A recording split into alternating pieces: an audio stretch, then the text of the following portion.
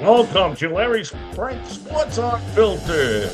We're coming to you from Hopkinsville, Kentucky, which is about 6 miles away from the Fort Campbell Army Base. We want to say hello to everyone down there at the Fort Campbell Army Base, as well as we want to thank all the men and women who have previously and continue to serve this great country we live in so that we could live freely.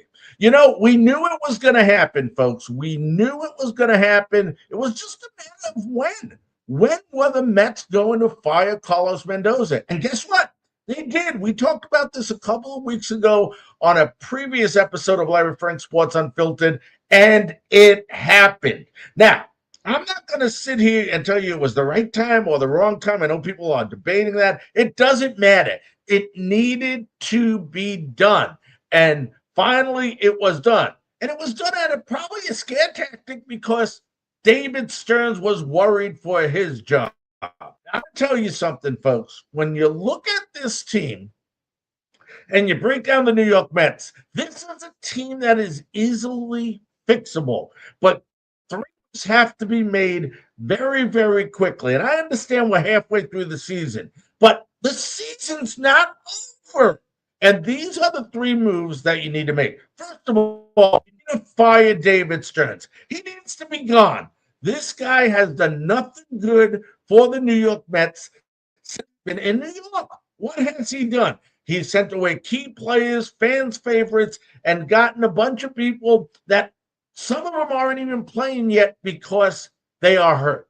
And guess what? I understand people get hurt, there's injuries, but at the end of the day, the moves that he has made are not good moves. Number two, he's overdriven by analytics. He believes analytics is tell all, and you do not win ball games, folks. I'm telling you this right now. Listen to me with analytics. Okay, if analytics was so perfect, why does only one team win? If analytics was 100%, everybody would win. That's impossible. Analytics does not win ball games. Decisions, knowledge wins ball games. Now, does it help? Of course it does to a degree, I think, but it's not the overall like David Stearns thinks it is. You have to go with gut. And we've talked about this previously. You got to go with your gut. You got to know how people are feeling. You got to understand the number. And there's so many analytics that are unnecessary in baseball. I don't care about WAR. I don't care about launch angle. You know what I care? Winning. I care about winning. What do I need to do to help this team win? And David Stearns has failed with a capital F, and take that capital F any way you want it.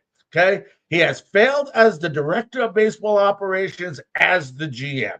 So that's number one. What is number two? Well, Larry, if you're getting rid of David Stearns, who do you put in? Well, I think I got the person that could be perfect, and it goes with who the manager should be as well. But let's start off with the director of baseball operations, somebody who's been very successful. They have been around winning. They have developed people. They're not overly analytical driven. And you know who that is? I'm going to show you who that is, folks. That is Kim Ng. Kim Ng, if you remember, was the first female GM of the Miami Marlins. That's right.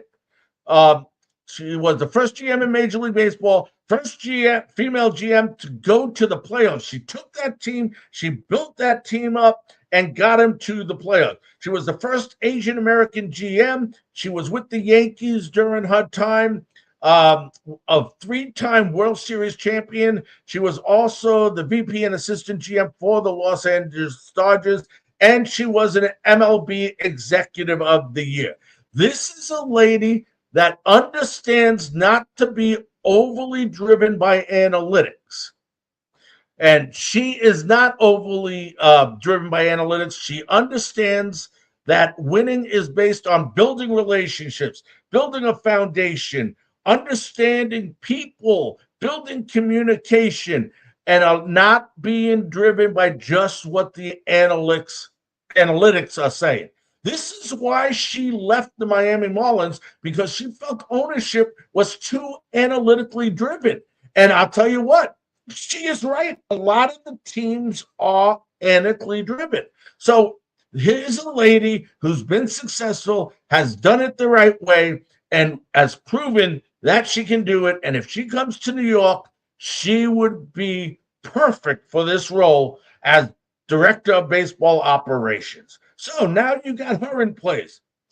Who's going to align to what she wants to accomplish? Well, there is a manager that is available out there that has been very successful, won AL and NL pennant, has been to the World Series twice. Once he won, once he lost. He was a two-time AL Manager of the Year. He was also an NL Manager of the Year.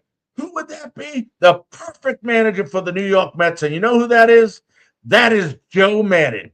Joe Maddon wants to get back into management. Look at this. We just mentioned 2008, 2011, two-time Manager of the Year with the Tampa Bay Rays. 2008 AL champions, first World Series appearance for the Rays, 4 postseason appearances, 754 wins, folks, with the Tampa Bay Rays. Then he goes on to Chicago, won the 2016 World Series champion, the first in 108 years. 2015 NL Manager of the Year, 4 consecutive postseasons, 2 NL Central titles, 471 wins. Here's a manager that has 1,382 wins, 3-time Manager of the Year, 8 postseason appearances, and like I said, 2 pennants, 1 in the AL and 1 in the NL. And boy, oh boy, does he align great with Ang.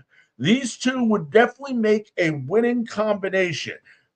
Everybody knows Joe Maddon's philosophy is you have fun, don't have more pressure than pleasure. That's when it becomes a problem. He communicates with his team. He lets them have fun. He is unbelievable at team building and having the players build relationships among themselves, as well as him building relationship with his players. He's not overly driven by analytics. He understands. And remember something, folks.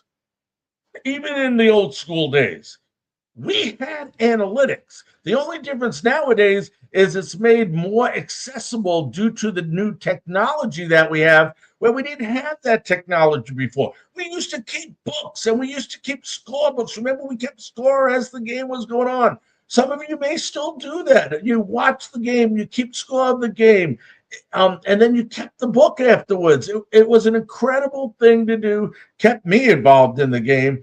And this is why Joe Maddon is perfect for this team. He understands that. And once again, he knows how to handle young players. He knows how to handle veteran players. And he lets his players be players. Now the question comes up is, how bad does Steve Cohen want to win? Oh, he wants to win. He's an owner. He's a big fan. He understands the game. And I have no issues with Steve Cohen as far as the person. I don't know him as a person. But as an owner, he needs to get a little bit more involved at holding people accountable for doing their jobs. And I'll tell you what, I'm not sure who made the final decision to get rid of Mendoza, but I have a feeling that could have been Steve Cohen. I'm Larry Frank. Larry Frank Sports Unfiltered. As always, please like, subscribe to our YouTube channel. And please, please, folks, I ask you, if everybody can just share this to one of their friends, I would surely appreciate it. Have a good night.